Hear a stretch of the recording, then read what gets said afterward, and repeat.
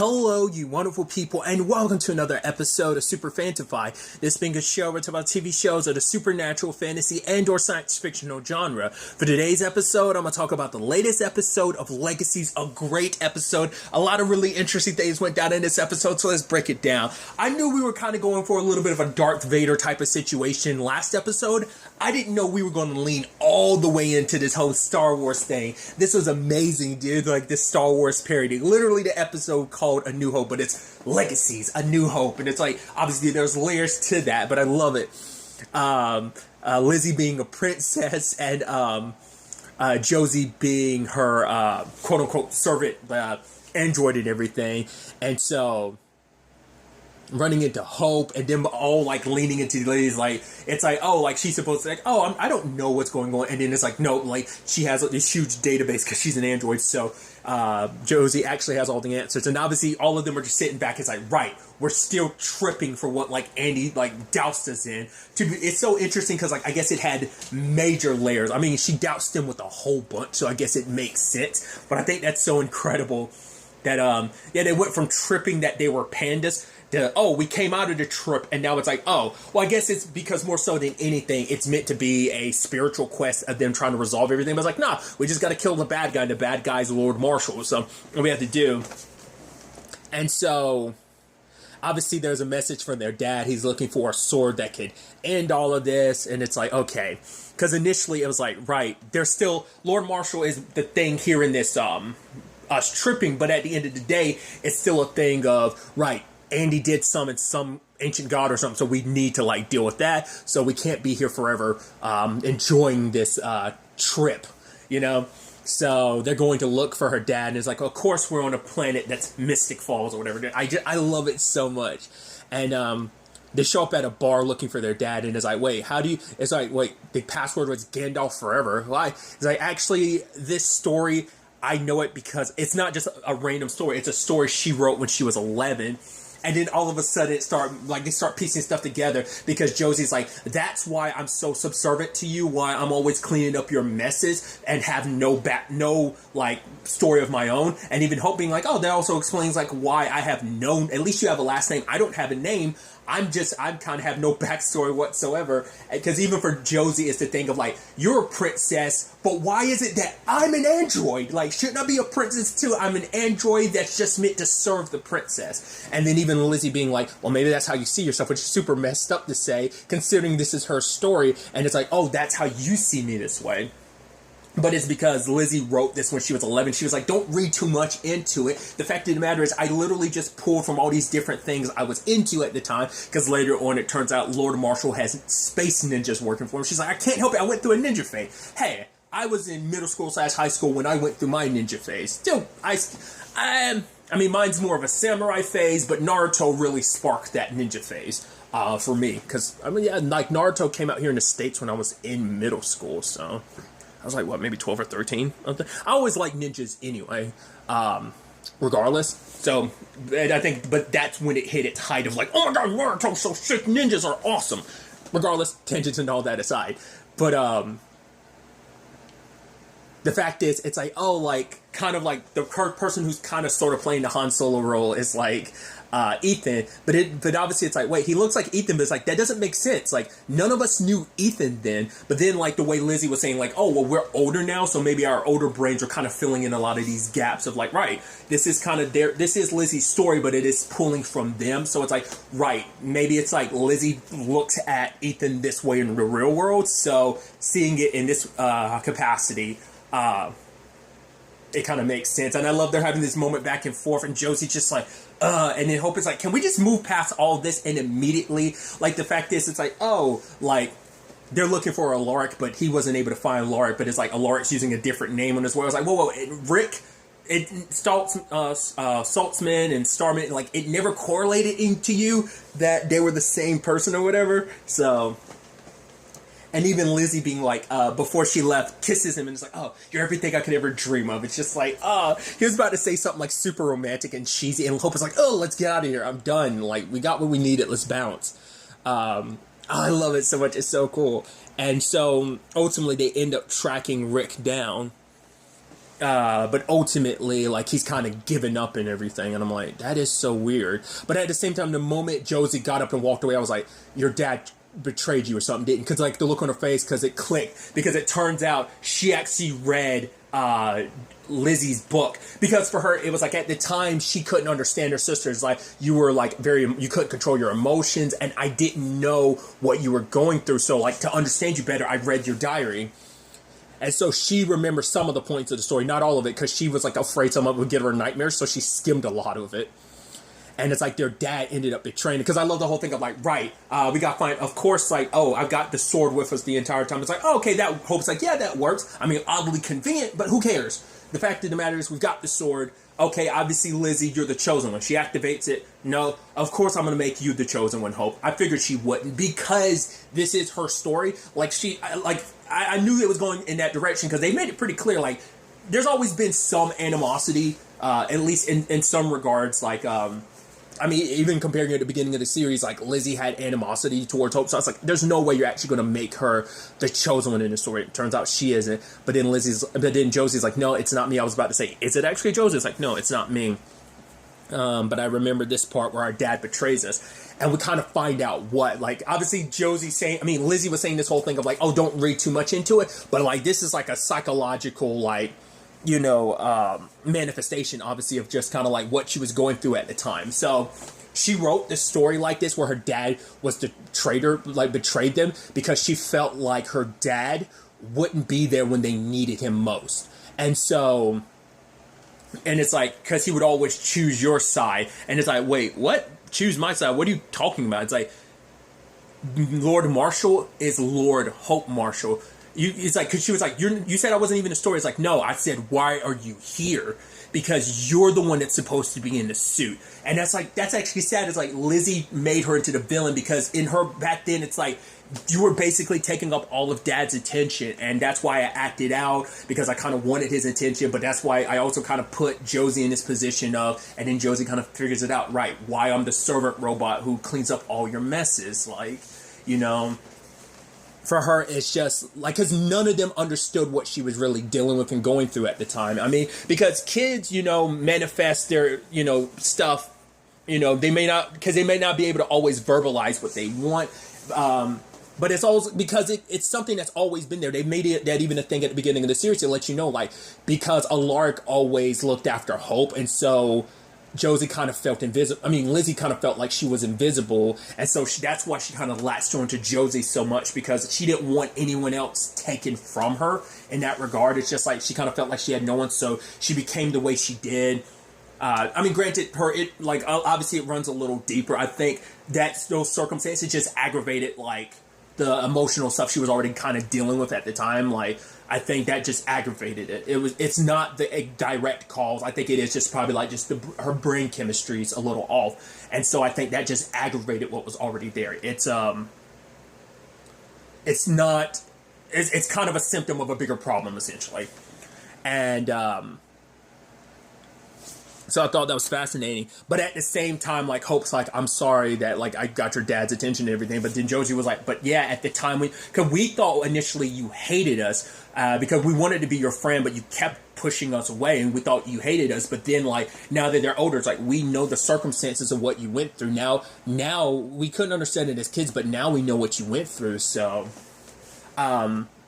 but obviously, like, Lizzie says she never actually finished the story just because she could never find a way to... And that's so sad. She could never find a way to write herself as the chosen one because she couldn't see herself as that. Because in her mind, it's like, no, Hope would always be the chosen one. It's like, no, I'm not going to let Hope be the chosen one. She's got to be the villain because in her mind, it's like Hope was her villain. It's like, you kind of took from me, But when someone shows up to save her, at first I was like, is that going to be Finch or something like that? And it's like, nah, it's young Hope, which I'm like, oh, that's so dope. We're able to get the actress who played Hope in the originals back. I was like, oh, that's super dope. It's like, oh.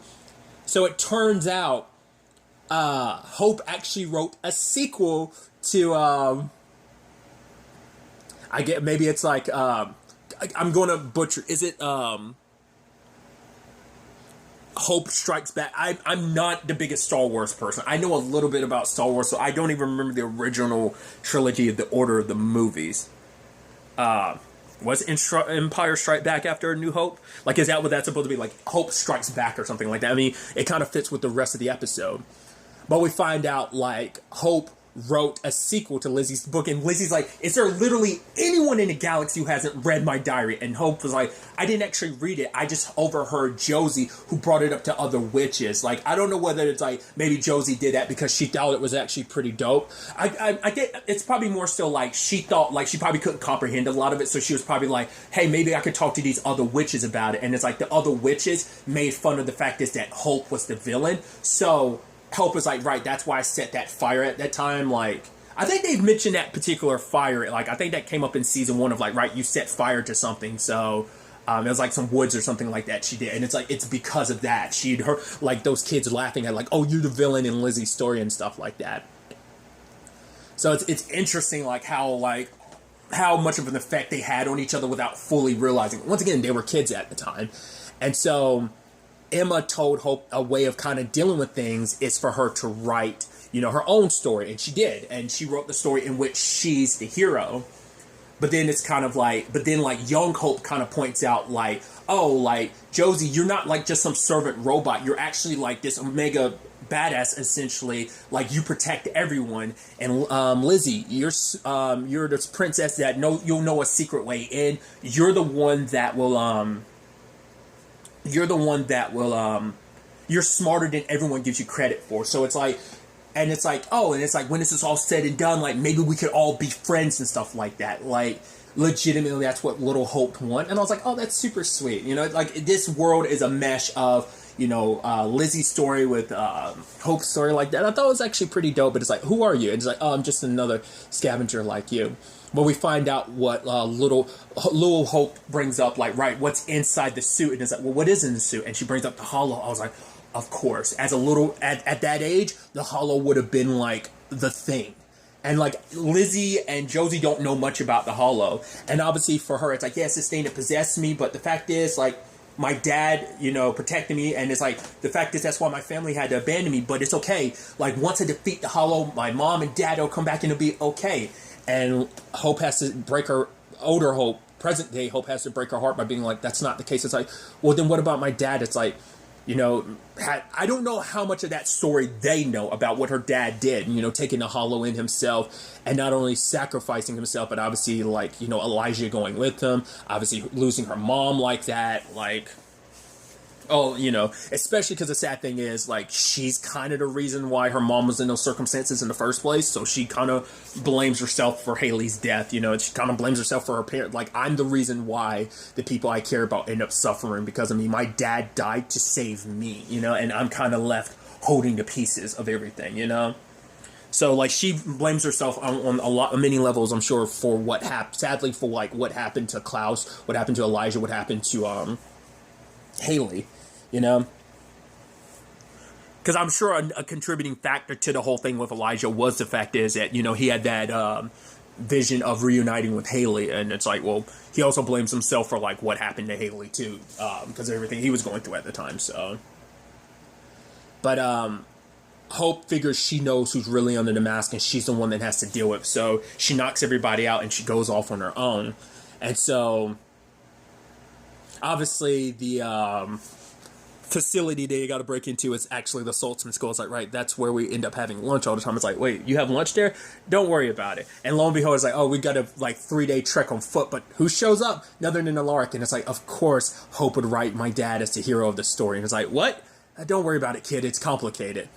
And it's like, you're here to help. And he's like, yep, you know, so it's like, once again, it's I don't know what the word would necessarily be. It's just like, oh, how convenient. Like, it's just like, I mean, to be fair, we're mashing two stories together. It's just kind of like, oh, we're skipping over the exposition of how you just completely shifted your mind and became a good guy. Once again, like, you have two, which, it's a weird thing to think about. I'm going to get super meta. Maybe that's kind of meta on some level, too, because of the sequel trilogy. Once again, I'm not the biggest Star Wars fan. I've listened to enough nerdy people who talk about Star Wars who are more well-versed in it. But obviously, it's a conversation about how, like, the movies were done by different people. First, it was JJ, then it was Rian Johnson, then JJ again. So, like, then maybe there's some argument of, like, oh, yeah, consistency. Like, a little tonally, and just things are kind of like, la la la la la. Like, it's interesting. I don't know if that's supposed to be a meta joke about that or not. I don't know. I think it fits. If you want to make that argument, I think you could, but I never thought about that till just now. It's interesting. But Hope ends up having a badass sword battle, which I'm like, yeah! Which is interesting because, like, I have, like, Highlander in my head just because, like, there's talks about, like, a Highlander reboot. And I'm like, once again, if you're unaware, swords have always been my favorite weapons. I've always been, like, a big katana fan. They're, like, my favorite type of swords. Once again, I am obsessed with samurais. Now it's more so not just katanas, specifically tachis. Because your boy Reed Schwarzer, I'm going to leave it at that. I'm obsessed with the Trails of Cold Steel games, so like that makes me love tachis even more. So like I'm like, oh, they're now my favorite type of sword. Tangents and all that aside, I thought it was interesting though. Like obviously, like Hope being the badass she is, kind of going toe to toe. I was like, who's going to be under mask at first? Like, is it going to be Landon? Because that's another thing too for Hope. It's like this happens too much. She's already been down this trek like 3 times. Like the whole like taking a journey of like a spiritual journey to kind of get resolved. Obviously, she's going through it too many. It's like this is like the 3rd time. It's like, come on, like who needs to go through spiritual journeys this much during their life? But ultimately, she ends up beating. And it's like, oh, is it the Hollow? And it's like, no. By the time they roll up, she's already defeated it. But it's Malivore, and it's like. Right, that's the new scary thing in her life. And it's also because it's like, right, I was able to defeat him because I've always known how to beat him. And it's like, because I have to awaken as a hybrid. And, you know, and it's like, right. The reality that she's kind of been running from, obviously like Alaric saying that she needs to make those choices for herself.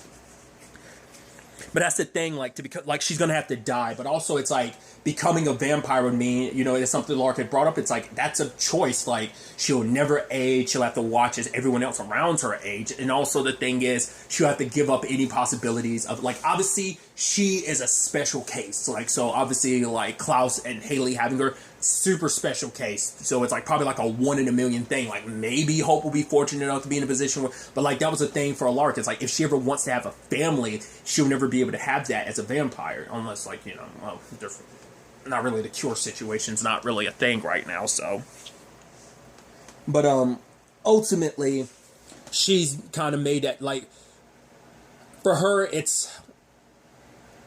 And I thought was interesting too, the psychological reasons of not wanting to be a vampire too. It's like, for her, it's just been one trauma after another in her life. And the fact is that she feels like if she becomes a vampire, she's going to be stuck forever in that trauma. I mean, I think you can make the argument that's kind of what happened to Klaus. His abusive father, like becoming a vampire, like just had him stuck in that rage and anger, and it kind of lashed out at the entire world. Like that's why he went on to. That's why, like, he, amongst any of the siblings, ended up diving more into the monster because he was the monster his father made. And it's like, he became the mass villain he became to a certain extent because of his dad. And he was kind of stuck in who... So, you can almost make the argument, like, you know... And I've talked about it before, like, obviously with certain aspects, like, Hope is taken after Klaus in a lot of ways. She's adopted a lot of Haley, too, but you can definitely see a lot of Klaus in her and just, like, a lot of the way she handles a lot of stuff. Especially trying to do so much on her own. But she has like Klaus could be caring, but obviously Haley's the one where like she kind of gets a lot of her humanity from. Like, Klaus had his, but it was kind of buried under thousands of years and a lot of essentially daddy issues. Obviously issues with their mother as well, especially later on when she tried to basically destroy them. And that's a whole thing in itself. But it's like, Hope was born from, like, love. Like, her mom loved her, her dad loved her. Her dad did everything to protect her. Same thing for her mom. And it's like, so she has a little bit of both. And I think the contrast between the two of them coming together, you know, opposites attract, kind of led to Hope being who she is. I think it's led her to be the hero that she is. The good, the bad, the ugly, the complications, all of it kind of make her who she is. You know, so for her, it's like she's going to have to... Because it is a thing of, like, every time a Malivore monster comes back, the reason why I feel even more guilty is because she tried to do the right thing. She tried to sacrifice itself at the end of Season 1, but because she wasn't a full Tribrid, she wasn't able to fully stop Malivore. And it's like, because of that, like, now every time any monsters pop up and hurt anyone, that's going to be on me, because I have the power to stop them. I'm just not willing to pull the trigger on it. But obviously, Lizzie and Josie are like, we're not kids anymore. Like, at the time, we didn't understand what you were going through, but we do now. And the reason why you had to become a full Tribrid to stop Malivore, because for her it's like, this is kind of what I was born for. Like, I was never meant to be, but maybe on some cosmic level, I was made so that Malivore could be stopped once and for all. That's kind of my purpose. But for Lizzie and Josie, it's like, no, like, the reason is you had to go it alone, and you don't have to. Like, we're here with you. You know, don't just listen to that story, because that's one way things have to go, but that doesn't mean that it has to be that way. We can do this together, you know, a panda promise, and they come together. And I think that's the beautiful thing of, like, this not only friendship, this sisterhood that they have, I think is really beautiful. That, you know, Hope is like a friend, but also like a sister to them, because she's like a daughter to Alaric, so... And them coming together like that's so beautiful, this trifecta, you know? I mean, there's special cases in their own right. It's like, hey, we got two of they're the last of the Geminis, and then, like, Hope is special in her own case, too, because she's the only tribrid, you know? So... But then we get the stinger at the end for them when it's Clark that rose. I guess because obviously they were still high, so they saw him in that form. But part of it's like, do you think Malivore came out as Clark? But I'm sure, like, Clark is like, oh, I'm alive again. So it's, like, maybe he knew that Malivore would probably swallow him at some point in time. So Andy was his insurance policy, or he made sure, like, Andy would potentially do that. And it's like, right, I need to make sure I'm there to jump out when I have the opportunity. Not unless it is Malivore coming out pretending to be Clark. We'll see. I think he'll be all about helping his dad destroy his dad. I mean, because last time we saw Clark was when the necromancer chopped off his head last season. I think that's the last time we saw him, if I'm not mistaken. So that's definitely interesting. I am curious, are we actually fully done with the necromancer, or is he, like, fully dead and all that? We'll ultimately have to, you know, wait and see in that regard. I mean, he did have his redemption arc and everything, but I'm like, is he dead, or are we going to have something more with it? I don't know. We'll have to wait and see. But, I hope we're not, because I hope we're not fully done with that character. I hope there's still more with him. You know, maybe he'll still come back again as Ted, or maybe he'll go back to being, and I don't know. Like I said, maybe he is dead, but we'll see. So Clark's back and everything, so that's an interesting development. Another aspect of this episode is, you know, you have Alaric visiting Dorian, and Emma's back, which I'm like, oh, it's perfect timing, because obviously Fear the Walking Dead had its season finale, so to see Karen David as Grace and to see and now just see her return as Emma later on this week is like, oh, that's it's just interesting time. I guess, like, production allowed for that to happen, production schedules and stuff like that, so that's pretty dope.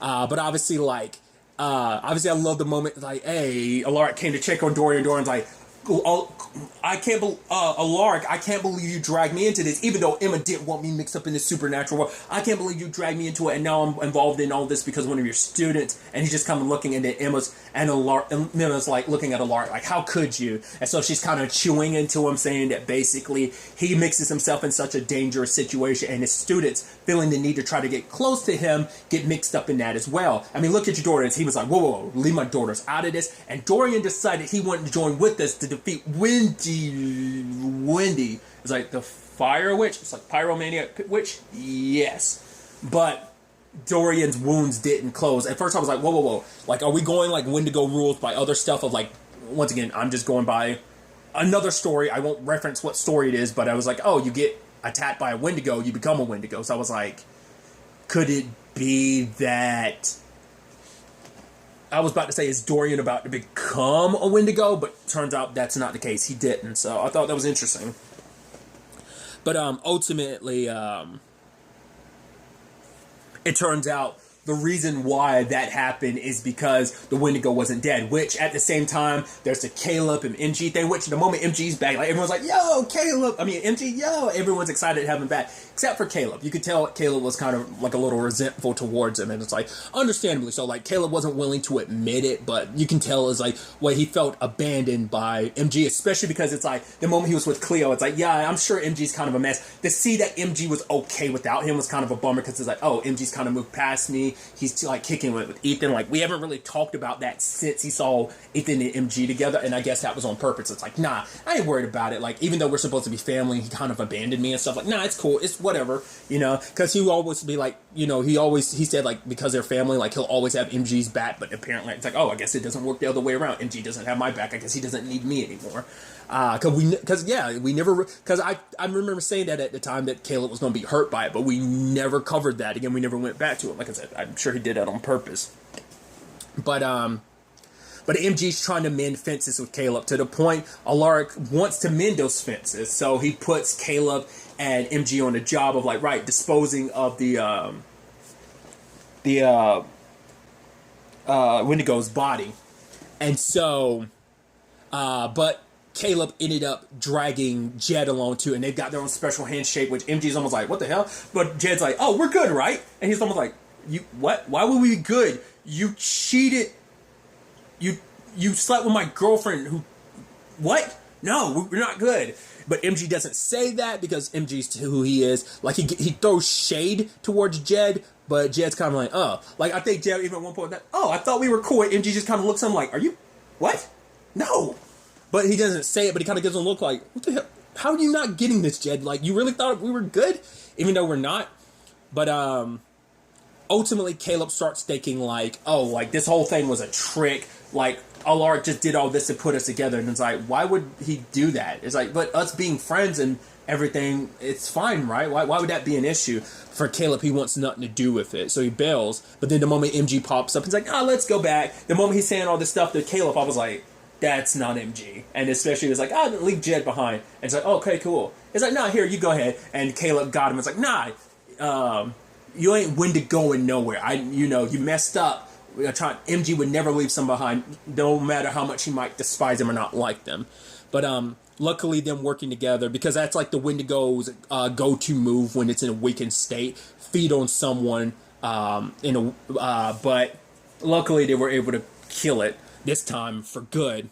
I even love that like Jed tried like cooking marshmallows on top of like the burning body, like the wood and everything. He's like, kind of gives it a little bit of a taste, and it's like, anybody want some broskies? And he's like, go ahead. He's like, yeah, let's do this. But obviously Caleb and MG do make up, and he, for him it's like, because MG's like, you're right, you had brought up the whole thing about how it was kind of reckless. I could have exposed all of the Salvatore school by me doing my superhero thing. But Caleb is like, I always knew you would be the brother that ends up like changing the world for the best. And I was kind of hoping I'd be by your side during it, not Ethan. But it's like, yeah, but the fact is that doesn't mean it can't be the case. He's like, whether I am or whatever the case may be, like the fact is like, we're in this together and we're cool again. And I'm like, I like that. And that was why Alaric did what he did too. He wanted, and I think that's the beautiful message of this episode too. Like, no one can do anything alone. Everyone has to be in this together, So fences have been mended all across the board. We got our trio with the boys, with the girls. I thought that was kind of interesting and a nice aspect of it.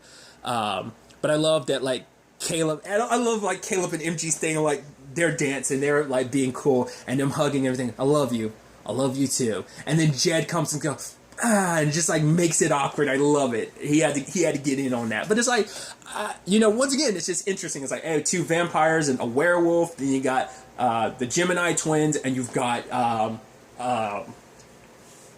the Tribrid. It's like, yeah, the entire super squad is here. Granted, it's minus Landon, but still, it's like a majority of the super squad's there. So they kind of went on their own adventures to like mend some fences and heal, and they all did. But like I said, I love that being a thing. Like, so obviously for Alaric, it's like, for him, it's like, you are right, Emma. Like, I am always in that danger, but my daughters are part of this supernatural world, so I'm always going to be steep in this if it means being there by their side with whatever comes their way.